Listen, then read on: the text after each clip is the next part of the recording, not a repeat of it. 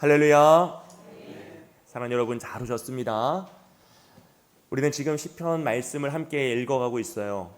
여러분, 시편의 말씀을 읽어갈 때 이 시편은 단순한 시들의 모음집이 아니라 하나님의 그 놀라운 계획 속에서 완성된 구원의 작품이라는 사실을 우리가 살펴보고 있습니다. 시편을 한 편 한 편 읽어가시면서 은혜를 받고 또 한 구절 한 구절 통하여서 큰 위로를 받는 것은 여러분 너무나 중요한 일입니다. 그것은 시편이 가지고 있는 정말 중요한 은혜의 방편이에요. 그것을 마음껏 누리십시오.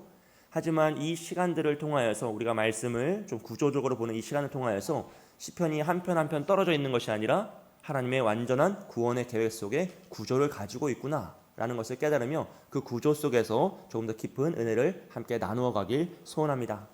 우리가 지난 시간까지 살펴보았던 시편의 말씀을 보면요, 제1권인 1편부터 41편까지 말씀은 우리가 이 세상에 살아갈 때 원수들의 끊임없는 공격과 복음을 지키고 의롭게 살아가는 자들이 감당하는 그 대결의 영적인 구조를 살펴보았습니다. 어떤 의미에서 우리는 의인으로 살아갈 때 이 세상에서 이 대결을 당하며 살 수밖에 없습니다. 이 대결은 피할 수가 없어요. 의인이 감당해야 될 삶의 무게라는 것이죠. 하지만 제2권인 42편부터 72편까지의 말씀을 보면 하나님은 우리를 그 대결의 전쟁터 안에 내버려두지 않으시고 그 전장을 뚫고 들어오셔서 우리를 건지시고 지키시며 우리를 다시 최후 승리로 이끌어 가신다라는 것을 살펴보았어요. 그래서 하나님은 우리를 이 전쟁터를 뛰어넘어서 우리의 담장을 뛰어넘어서 이 세상에 하나님의 영광을 드러내는 존재로 그들과 교류하며 하나님의 역사와 하나님의 능력을 선포하는 존재로 우리를 세워 가신다라는 것을 살펴보았습니다. 그래서 왕의 신부로 부름받은 오늘날 우리 성도와 교회는요, 온 땅에 하나님의 영광을 선포하는 선교적인 사명을 가지고 있습니다. 여러분, 지난 한 주간 하나님의 손을 꼭 붙잡으시고 여러분 삶의 담장을 뛰어넘으며 하나님의 영광을 선포하셨습니까? 할렐루야. 갑자기 외로워졌어요. 여러분, 우리가 매일매일 매 순간순간 하나님 손을 붙잡고 우리의 담장을 뛰어넘는 은혜, 하나님 역사를 선포하는 그런 삶을 살아가시길 주님의 이름으로 축복드립니다. 그런데 오늘 1권과 2권을 지나서요, 우리가 이제 제3권 73편부터 89편까지의 그 말씀 속으로 들어가면 갑자기 차갑고 무거운 분위기가 형성됩니다. 우리를 덮쳐와요. 조금 전까지만 해도 울려 퍼지던 그 왕의 결혼식에 아름다운 찬양과 그 종소리가 멈추고요, 온 사방에서 성벽이 무너지고 성도들, 백성들이 소리치는 그 비탄의 소식들이 울려 퍼지기 시작하더라는 것이죠. 이 제3권의 말씀의 배경은 이스라엘 역사 속에서 그들이 패역하고 죄가 만연해지자 하나님 그들을 심판하시는 단계에 이르는 배경을 띄웁니다. 즉 바벨론을 통하여서 예루살렘 성벽이 다 무너지고 하나님의 임재의 상징이었던 예루살렘 성전이 돌 하나 위에 돌이 남지 않을 만큼 완전히 폐허가 된 그 상황입니다. 그런 비참한 순간에 시인들은 하나님의 그 심판 앞에서 어찌할 바 알지 못하며 애통하며 시를 외치고 있는 것이죠. 그리고 오히려 그 고통 속에서 어떻게 우리가 하나님을 붙잡아야 할 것인지 그 안타까운 마음으로 하나님을 의지하는 마음으로 온전히 주님을 바라보고 있다는 것입니다. 여러분, 우리가 인생을 살아갈 때도 이럴 때가 있습니다. 우리가 하나님을 의지하지만 하나님을 신뢰한다고 말하지만 때로 우리의 인생에 뜻하지 않은 고난이 찾아오고 병마가 찾아오고 삶의 터전이 무너질 때가 있어요. 하나님이 주셨던 그 복이 한순간에 어디로 갔는지 찾을래야 찾을 수 없을 만큼 우리의 마음을 답답하게 할 때가 있습니다. 또 심지어 세상을 보면 하나님 믿지 않는 악인들은 더 잘 사는 것 같고 더 형통한 것 같을 때 우리의 마음은 낙심되고 넘어지더라는 것이죠. 도대체 내가 무엇을 잘못했기에 이런 심판이 임하는가 라는 마음으로 우리의 마음이 무너질 때가 있다라는 것입니다. 바라기는 오늘 이 말씀을 통하여서 모든 것이 무너진 그 황폐화의 현장 속에서요, 우리가 던져야 될 참된 질문이 무엇이고 그 고난 속에서 성도가 외쳐야 할 가장 거룩한 외침이 무엇인지를 같이 깨닫고 그 은혜를 누리는 저와 여러분이 되시길 주님의 이름으로 축복드립니다. 여러분, 오늘 우리가 읽은 시편 73편은요 제3권을 시작하는 말씀이고 또 제3권 전체의 서론이면서 황폐화를 마주한 그 성도들이 그 어려움을, 그 고난을 어떻게 이겨내야 되는지 그 모범을 보여주는 말씀입니다. 아삽의 시로 적혀 있는 이 73편은요. 그 시가 시작하는 그 앞부분 서론에 보면 시인이 자신이 너무나 곤란하여서 넘어질 뻔했다. 자신의 마음이 무너질 뻔했다라고 고백하고 있어요. 그 왜 그러냐면 73편 2절 말씀을 우리 다 같이 한번 읽어보겠습니다. 나는 거의 넘어질 뻔하였고 나의 걸음이 미끄러질 뻔하였으니. 이유는요. 3절에서 이렇게 고백합니다. 이는 내가 악인의 형통함을 보고 오만한 자를 질투하였음이로다 라고 고백하죠. 이게 무슨 말이냐면 의인이었던 시인은요. 악인들이 이 세상에서 하나님께 심판을 받기 원했어요. 왜냐하면 하나님은 정의로우신 분이니까 저 악한 자가 악을 행하여 득세하는 모습을 보며 하나님이 언젠가 심판하시겠지, 그를 무찌르시겠지, 언젠가 하나님의 정의를 이 땅에 실현하시겠지 라는 사모함을 가지고 살아갔습니다. 그런데 악인들의 삶을 보니까 어떻습니까? 잘 살더라는 거예요. 분명히 악을 행했는데 하나님 보시기에 정말 나쁜 사람들인데 너무나 행복하게 잘 살더라는 것입니다. 심지어 4절과 5절 말씀에서 이렇게 고백합니다. 함께 했습니다. 그들은 죽을 때에도 고통이 없고 그 힘이 강건하며 사람들이 당하는 고난이 그들에게는 없고 사람들이 당하는 재앙도 그들에게는 없나니. 아멘. 너무 슬픈 일이죠. 반면에 의인의 삶을 살아가고 말씀 앞에서 정직하게 살려고 했던 시인의 삶은 어땠냐면 14절에서 이렇게 고백하고 있어요. 나는 종일 재난을 당하며 아침마다 징벌을 받았도다. 이런 모순적인 상황 앞에서, 이 세상의 불의함 앞에서 시인은 이렇게 고백합니다. 13절 말씀입니다. 우리 함께 했습니다. 내가 내 마음을 깨끗하게 하며 내 손을 씻어 무죄하다 한 것이 실로 헛되도다. 무슨 말입니까?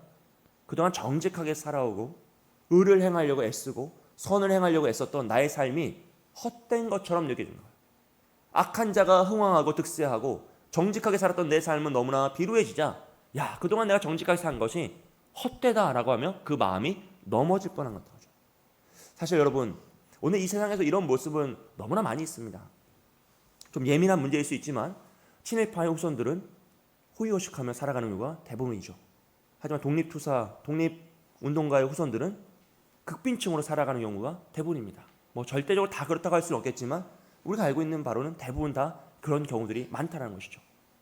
그래서 만약 우리에게 그 선택의 순간이 다시 온다면 누가 자신의 목숨을 바쳐 독립운동을 할 것인가? 누가 자신의 가정을 헌신하여 나라를 지킬 것인가라는 고민에 빠질 수밖에 없는 것이에요. 이 사회의 회사 속에서도 부정과 부패로 자신의 물질적인 소득을 얻는 이들이 많이 있습니다. 또 심지어 다른 사람을 속여서 악한 행위로 말미암아서 부를 축적하는 이들이 너무나 많아요. 그런 이들이 법의 심판을 받지 않은 채 살아가는 것도 허다하고요. 심지어 오늘날은 그런 부정소득을 기뻐하고 자랑하는 문화까지도 생겨난 것이 현실입니다. 이런 현실을 보면 우리 최소한 그래, 이 세상은 악하니까 어쩔 수 없겠지라고 하지만 또 마음속에서 어떤 생각이 듭니까? 그래서 죽을 때라도 그들이 고통당하고 뭔가 회개하거나 자신의 잘못을 깨닫고 고통스럽게 후회하면서 죽었어야 될 것 같은데 오히려 그들이 호의호식하며 잘 살다가 평안히 죽었다라는 소식을 들으면 우리의 마음도 이 시편의 기자처럼 넘어질 수 있다는 거죠. 나와 아무 상관없는 사람 말고 나에게 해를 끼쳤고 나에게 악을 행했던 그가 잘 먹고 잘 살다가 평안하게 누웠다라고 하면 여러분 마음이 평안하십니까? 답답하십니까? 인간은 어쩔 수 없는 거예요. 이건 답답할 수밖에 없는 거예요. 그래서 오늘 시인은 자신의 마음이 넘어질 뻔했다는 거예요. 무너질 뻔했다는 겁니다. 그리고 이런 일이 우리 삶에서 반복되고 이 사회에서 반복되면 어떤 일을 하냐면 우리의 마음속에 이 세상은 어쩔 수 없다. 세상은 원래 악한 것이야. 이 악한 곳에서 악인들이 득세하는 건 우리가 막을 수 없어. 이거는 해결할 수 없는 문제다라는 그 황폐화의 문제를 포기해버리는 단계에 이른다는 것이죠. 그런데 이제 시편 73편은요 17절을 기점으로 그 분위기가 반전됩니다. 이 시인이 이 땅에서 악인들의 득세함을 볼 때에는 그의 마음이 넘어질 뻔하였고 무너질 뻔하였어요. 그런데 17절에서 그가 하나님의 성소에 들어갔다 나온 이후에 그의 마음이 변화되었다고 고백합니다. 우리 다 같이 함께 읽겠습니다. 하나님의 성소에 들어갈 때야 그들의 종말을 내가 깨달았나이다. 아멘. 무슨 말입니까? 시인이 하나님의 성소에 들어가서 하나님의 말씀과 인생의 본질과 이 세상의 결말을 본 거예요. 깨달은 거죠. 그의 안목이 열렸습니다. 그러고 나니까 이 세상에서 악인들이 득세하는 것이 아무것도 아니구나. 이 세상에서 그들이 잠깐 권세를 가지고 호의호식하며 악을 행하는 것이 정말 하나님의 계획 속에서 아무것도 아니다라는 그 반전을 깨닫게 된 것입니다. 여기서 하나님의 성소는요, 단순히 건물적인 성전이나 성막을 상징하는 것이 아닙니다. 하나님께서 당신의 백성들을 만나주시고 그들에게 말씀하시며 언약을 깨닫게 하시는 그 예배의 자리, 하나님의 임재의 자리를 의미하는 것이죠. 아삽이 세상에서 악인의 형통함을 볼 때에는 그는 넘어질 뻔하였어요. 답이 없는 그 문제 속에서, 해결되지 않는 그 답답함 속에서 무너질 뻔하였습니다. 그런데 하나님의 성소에 들어가서 그 아버지의 계획을 깨닫고 하나님의 놀라운 그 영광을 바라보자 그는 이 세상의 잠깐의 문제를 뛰어넘게 되는 거죠. 하나님의 안목으로, 하나님 나라의 관점으로 이 세상을 다시 해석하게 된 것입니다. 그리고 이 모습은 오늘 우리에게도 마찬가지입니다. 우리가 예배의 자리, 기도의 자리, 말씀의 자리를 통하여서 하나님의 성소로 들어가면 우리는 우리 존재의 이유를 깨닫고 이 세상의 가치를 깨닫습니다. 그리고 하나님의 영광이 무엇인지, 이 세상에서 하나님이 원하시는 것이 무엇인지를 깨닫게 돼요. 그럴 때 우리는 이 성소를 통하여서 이 세상을 다시 해석하는 하나님의 눈, 세상의 관점이 아니라 하나님 나라의 관점을 깨닫게 되고 간직하게 된다는 것이죠. 그러므로 하나님의 성소는요, 현실을 도피하기 위한 피난처가 아니라, 도피처가 아니라 하나님의 뜻을 깨닫고 다시 세상을 해석할 수 있는, 파송을 받기 위한 하나님의 언약의 자리가 되는 것입니다. 그렇게 하나님의 성소에 들어가서 하나님의 구원의 계획과 종말에 관한 본질을 깨닫자 비로소 이 세상에서 악인들의 화려한 그 인생과 그들의 득세함과 그들의 능력이 얼마나 우습고 하찮은 것인지를 깨닫게 되었어요. 그 시인은 이렇게 고백합니다. 18절 말씀입니다. 주께서 참으로 그들을 미끄러운 곳에 두시며 파멸에 던지시니라고 하죠. 그들이 가지고 있는 그 반석과 같은 물질과 권세가 어디에 있다는 것이에요? 미끄러운 곳에 있다는 것이에요. 한순간에 넘어질 수 있는 것이고 하나님이 부시면 한순간에 사라지는 바람에 나는 겨와 같은 존재가 된 것이라는 겁니다. 즉 인간에게 허락된 삶의 본질을 깨닫자 이 세상에서의 그 찰나와 같은 인생이라는 것이 얼마나 덧없는 것인지, 얼마나 우리 인생을, 우리의 영혼을 무너뜨릴 수 없는 것인지를 깨달은 것이죠. 사랑하는 여러분, 우리도 하나님의 성소에 들어갈 때 이런 은혜가 임할 줄 믿습니다. 우리의 힘과 능력으로 깨닫는 것이 아닙니다. 하나님의 말씀으로 우리의 본질을 깨닫고 우리를 향하신 영원한 계획을 깨닫고 하나님의 영광과 능력을 깨달을 때 우리가 아삽처럼 성전에 들어갈 수는 없지만 우리는 하나님 말씀 안으로, 예배 안으로, 기도 속으로 들어가서 우리가 하나님의 성소를 경험할 수 있는 것이죠. 그리고 무엇보다 예수 그리스도께서 우리에게 참된 성전이 되어주셔서 우리가 하나님께 나아갈 수 있는 새로운 길을 열어주신 거예요. 그렇기 때문에 우리는 이미 예수님께서 승리하신 그 승리로, 예수님께서 감당하신 그 은혜로 성전을 지어주셨기 때문에 우린 주님을 통해 하나님께 나아가고 주님 안에서 말씀과 예배와 기도를 통하여 주의 뜻을 깨달을 줄 믿습니다.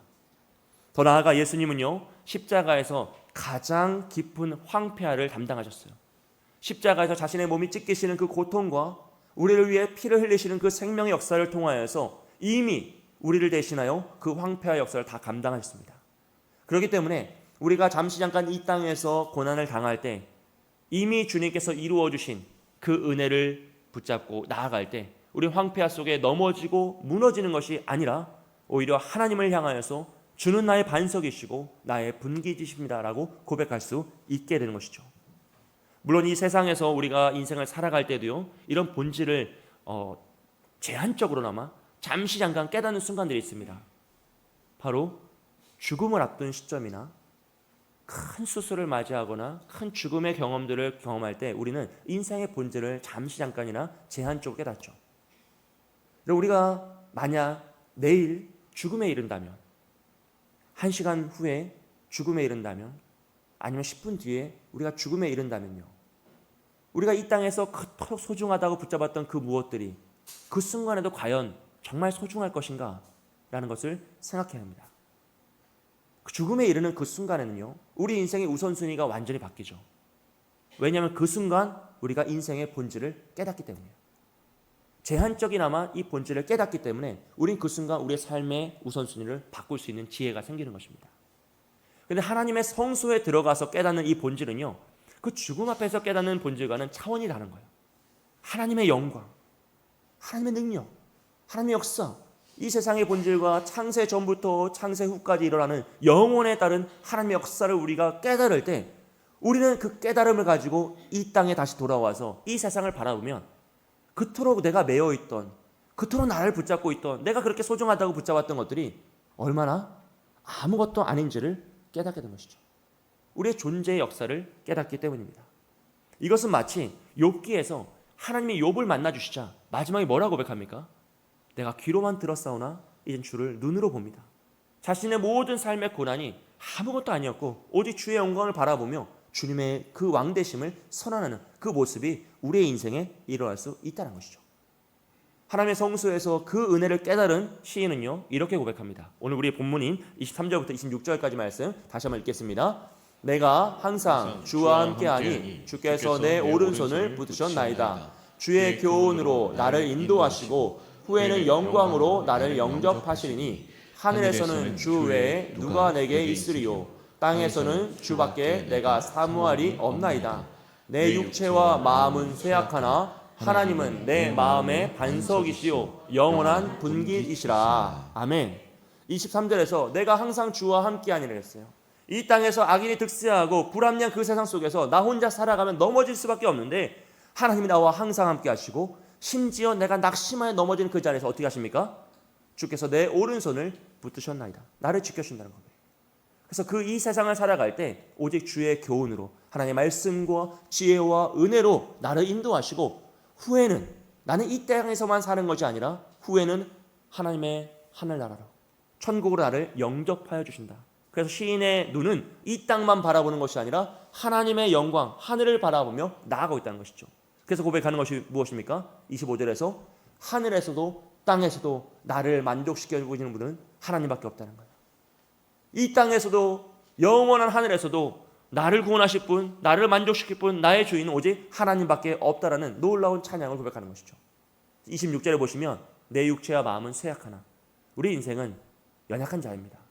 나이를 먹어도 나이를 먹지 않아도 결국 무너질 수밖에 없는 존재이죠. 그런데 그가 나의 하나님은 내 마음의 반석이시오 영원한 분깃이시기 때문에 낙심하여 원망과 불평을 쏟아내는 것이 아니라 영원히 확신에 찬 찬송을 올려드리겠다라고 고백하고 있는 것이죠. 할렐루야. 사랑하는 여러분, 이 시인의 고백이 우리의 고백이 되기를 소원합니다. 그렇다고 해서 우리 이 말씀이요, 우리가 이 악한 세상을 바라보면서 그래 저 악인들은 죽어서 지옥 갈 거고 나는 천국 갈 거니까 버티자. 여기는 어차피 답이 없으니까 우리가 죽어서 천국 가서 다 위로받고 다 격려받고 다 보상을 받자라는 말씀이 아닙니다, 여러분. 그렇게 해석하시면 안 돼요. 모든 성경의 말씀을 그렇게 해석하시는 게 아니에요. 이 황폐화의 문제는 그 현실을 외면하고 천국 소망으로 도피하라는 말씀이 아닙니다. 오히려 이 말씀의 본질은요, 우리가 이 세상에서 허락된 이 삶에 잠시 잠깐 고난이 있고 아픔이 있지만 그것은 찰나와 같은 순간이구나. 나의 영혼을 무너뜨릴 수 없구나 하는 것을 깨닫고 우린 이 세상의 악인들의 흥함에 부러워하거나 오히려 답답하거나 흔들리지 말라는 것이에요. 그리고 더 나아가서 하나님의 성소로 들어가서 주의 뜻을 깨닫고 다시 돌아온 자는 어디로 나아갑니까? 다시 이 땅으로 나아가는 거예요. 다시 삶의 현장으로 나아갑니다. 그 불합리하고 억울한 그 삶의 현장으로 나아가서 주님께 부르짖는 것이에요. 세상을 외면하고 산속으로 들어가고 천국만을 바라보며 이 땅을 외면한 채 살아가는 것이 아니라 우리의 삶의 현장 그 자리로 돌아가서 하나님의 성소에서 깨달은 그 은혜를 가지고 하나님을 찬양하고 이 악한 세상보다 크신 하나님의 영광을 나타내며 그들에게 교류하며 그들에게 참된 진리가 무엇인지 선포하며 살아가는 인생을 사는 것입니다. 그래서 이 믿음을 마음속에 품은 사람은요, 이 세상에서의 환난과 고난 앞에서 낙심하고 좌절하는 것이 아니라 오히려 더 하나님을 붙잡게 되어 있어요. 고난이 깊을수록 하나님을 더 간절히 붙잡고 하나님을 더 의지하게 되는 것이죠. 이 모습을 잘 보여주는 것이 시편 80편입니다. 시편 80편은 시편 제3권의 중앙에 위치해 있는데요. 이 80편은요, 그 대적들의 바벨론의 공격으로 인하여서 예루살렘 성전이 완전히 무너지고 예루살렘이란 성이 다 무너진 그 황폐의 순간들을 어떤 의미에서 너무나 자세하게 묘사하고 있어요. 너무 슬픈 그 현실, 그 고난의 순간, 아픔의 순간을 그 시인은 그 황폐의 한복판에서 낙심한 그 마음을 다 토로합니다. 그런데 그는 거기서 멈추는 것이 아니라 하나님께서 모세에게 제사장 아론과 모든 제사장이 주었던 그 제사장의 축복을 다시 가지고 와서 그 언약의 말씀을 붙잡고 하나님께 부르짖고 있어요. 가장 특징적으로 나타나는 것이 80편 3절과 7절과 19절에 나타나는 이 후반 구절인데요. 여기서 후렴구가 계속 반복하고 있습니다. 그리고 하나님을 부르는 이름이 계속적으로 점진적으로 늘어나고 있어요.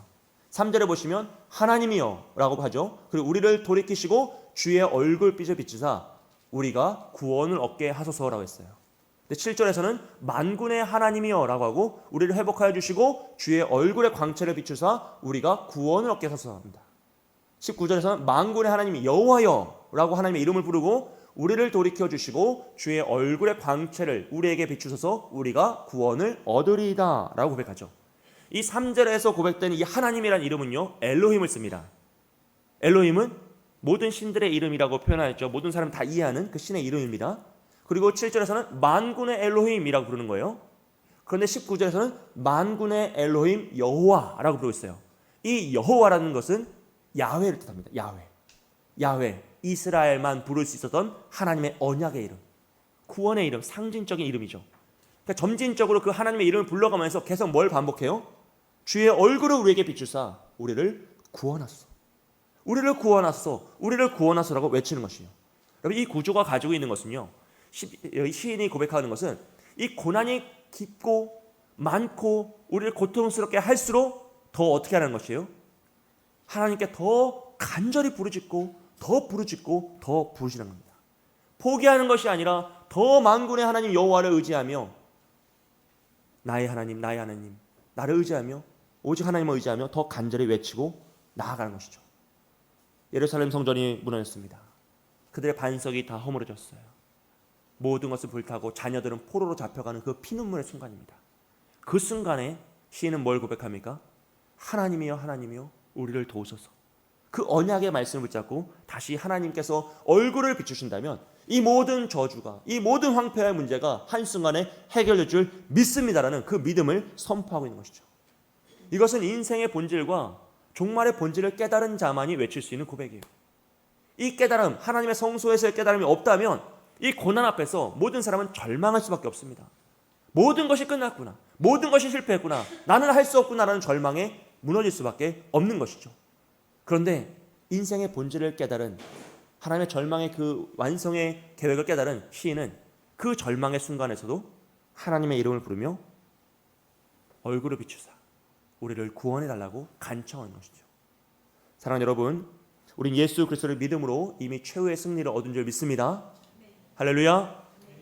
아직 우리가 이 땅에 살아가기 때문에 잠깐 고난을 당할 수 있으나 이 고난이, 그 어떠한 고난도 이 하나님이 주신 최후의 승리를 빼앗아갈 수 없음을 고백합니다. 그렇기 때문에 우리는 이 환난과 고난 속에서 무너지는 것이 아니라 더욱더 주님을 의지하며 나아가는 것이죠. 예수님께서 이미 승리하셨고 우리를 하나님의 자녀로 삼아주셨습니다. 그러므로 우리의 삶에 있는 잠시의 황폐와 잠시의 고난과 잠시의 심판이 우리의 영혼을 무너뜨릴 수 없는 것이에요. 그러므로 우리가 고난을 당하는 그 순간에 우리는 무엇을 해야 합니까? 더욱 간절히 주님께 부르짖어야 합니다. 고난의 깊이가 깊어질수록 더욱더 간절히 더 하나님의 이름을 부르며 매달려야 합니다.